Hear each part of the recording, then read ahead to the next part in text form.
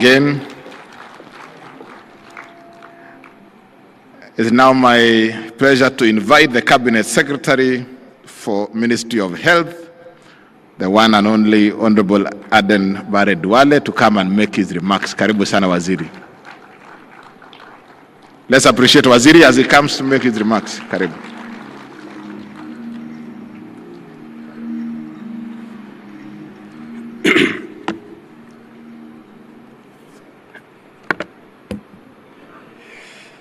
Your Excellency, the Right Honorable Raila Odinga, a man who has initiated me into politics in 2005.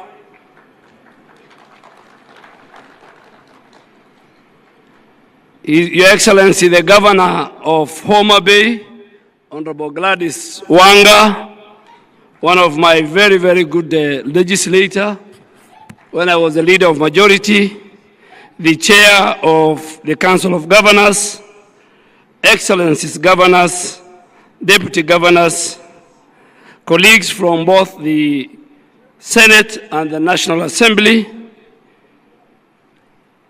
colleagues from both levels of government, our development partners, Honorable Excellency, former Prime Minister, as we come to the day 2 of the Devolution Conference, let me first extend my heartfelt appreciation to Homa Bay County for its warm hospitality, and also to the Right Honorable Raila Odinga for his enduring leadership in advancing equity and justice. The theme for the people, for posterity, devolution as a catalyst for equity, inclusion, and social justice, reflects devolution as our constitutional and moral compass. It reaffirms our past 2 days as a powerful driver of an inclusive prosperity, tangible equity, and effective governance. Social justice, Honorable Prime Minister, demands that every Kenyan has an equitable access to opportunities. He has equitable access to protections, and he has equitable access to essential services. A goal that devolution advances by bringing government closer to the people, correcting historical imbalances, and ensuring fairness in the distribution of resource allocation. Ladies and gentlemen, Honorable Prime Minister, guided by this principle, our health reforms under the universal health coverage focuses on 4 key pillars: human resource for health, making sure equitable deployment of skilled health workers, integrating community health promoters into the formal system, and scaling up specialist training to ensure we have skilled care in every county. And Honorable Prime Minister, as a person who worked with you during the 2010 Constitution,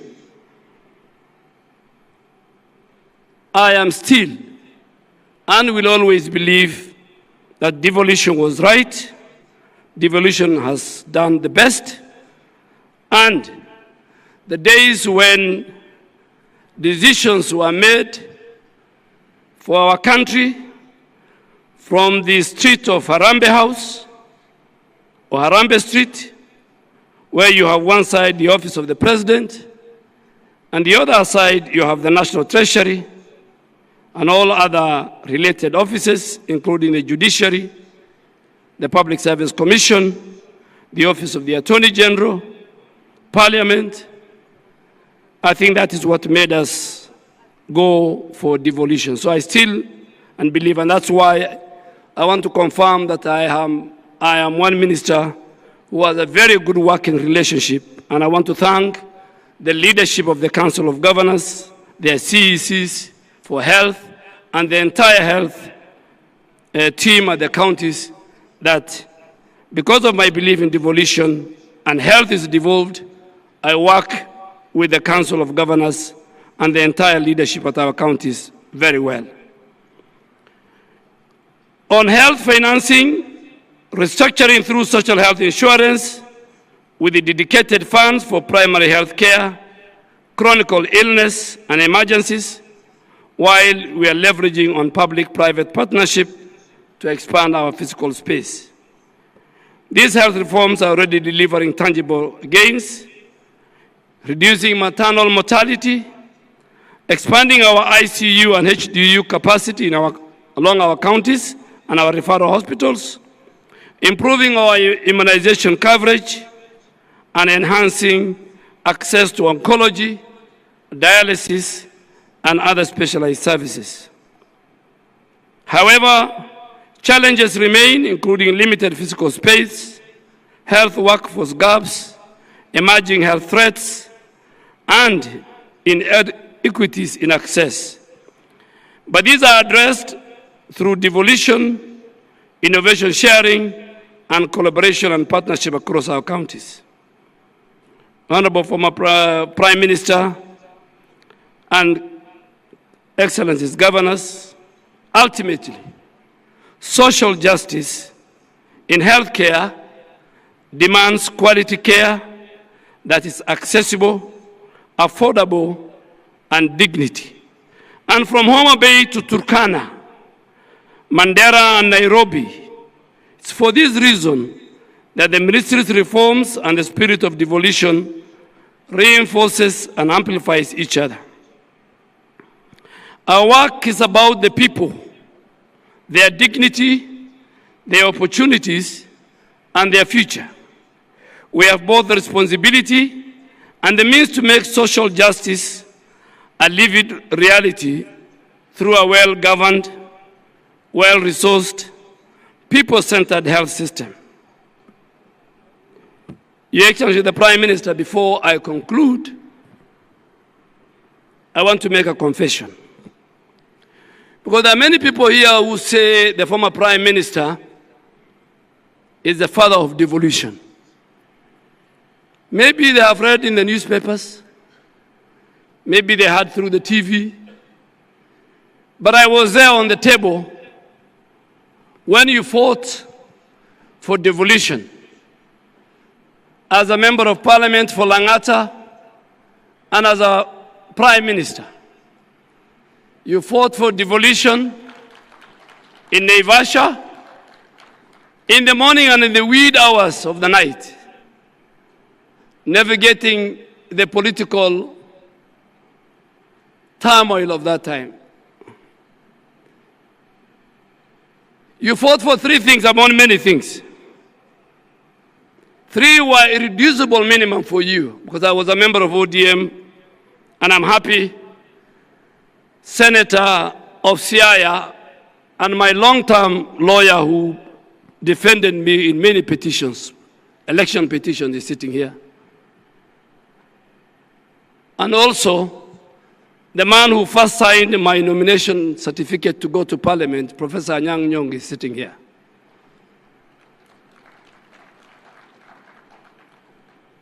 You fought for many things, but you had three irreducible minimum.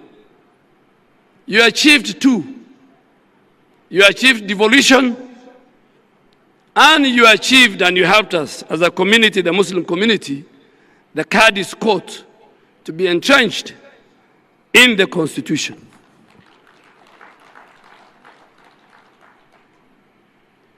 And I can tell you without fear of contradiction that when history is written, the Muslim community in our country will remember your position. But you fought for also a parliamentary system of government. Kenyans fight every election because of bombers. You wanted to devolve the presidential election through a parliamentary system of government, where one day a son in Turkana or from Kuria will ascend and become the Prime Minister of Kenya. That did not happen. It didn't happen, but at least in everything that you look for, you don't get 100%. We got a good constitution with a very good Bill of Rights. Devolution was key. And just to pick on the region where I come from, former Prime Minister, before devolution, the 3 districts of Northeastern and the 3, which are now the 3 counties of Garissa, Wajir, and Mandera, used to receive a paltry 1 billion shilling in one financial year for development. Today, because of devolution, Garissa, Wajir, Mandera combined receives close to 30 billion. That is because of what you did as our leader then and our leader now, that you fought for the Bill of Rights that we have today. We fought together with the great minds here, an independent judiciary, an independent parliament. But because this is a devolution conference, I want to thank you on behalf of the people that were with you, some here, some who are not there. The challenges we faced in making sure that devolution was entrenched, that governance was given to the people of Kenya, and the sharing of their resources was given to the people of Kenya.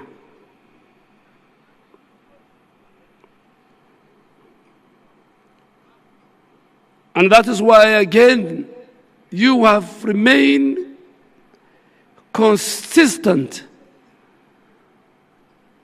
and fidelity to devolution. A number of times, colleagues, my former colleagues in Parliament, National Assembly, ask me, why is the former Prime Minister sometimes hard on us when it comes to the Senate? And I want to say it here. The Senate is the custodian of devolution. The former Prime Minister made his time with Professor Nyang' Nyong'o and many people who also became senators. But today, the custodian of devolution is Senate. That is the institution created by the Constitution. And just to conclude, no community. Devolution was to make sure every Kenyan, regardless of his community, religion, and his location, are equal before the Constitution and before God. And that is why we want to say, if you want to aspire to be a leader in the Republic of Kenya, you must have certain credentials. You must be ready to speak for the El Molos on the shores of Lake Turkana. You must speak for all religions, and you must speak for all communities. And you must speak for Kenya. You can speak for your community, you can speak for your religion, and you can speak for your region. Kenya is one indivisible nation with one flag, one map, a member of the East African community. And in conclusion, on behalf of the Ministry of Health, I reaffirm our belief together we can ensure devolution truly